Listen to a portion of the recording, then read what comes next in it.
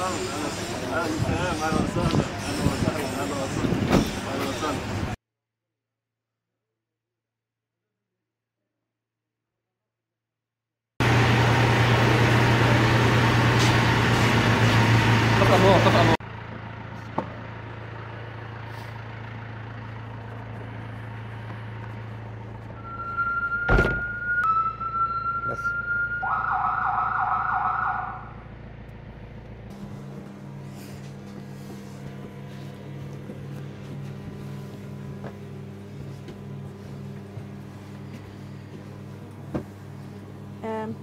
هنا زي ما احنا شايفين هذا من احد الحلول اللي كانت مطروحه، هو عباره عن عياده متنقله تحتوي على 3 وحدات لغسيل الكلى، كل وحده مستقله في ذاتها بتكفي الى 3 مرضى في ذات الوقت.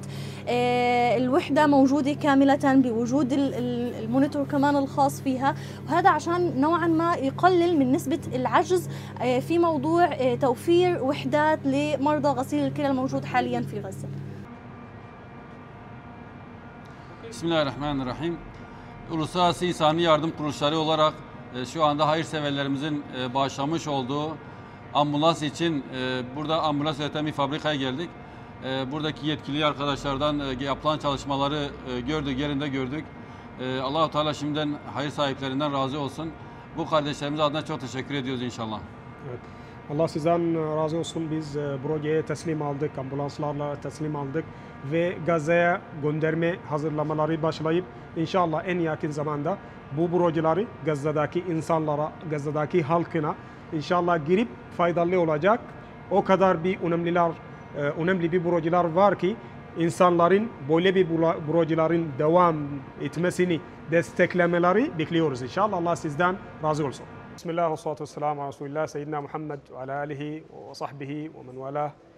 Bugün Mısır'dayız, Kahire'deyiz ve şu an Gazze'li kardeşlerimiz için bir sağlık projeleri hazırlamaktayız. Şu an ambulanslar hazırlıyoruz ve bu ambulansların aslında Gazze'deki savaş başladığından beri bugüne kadar 130 tane ambulans yok edilmiş.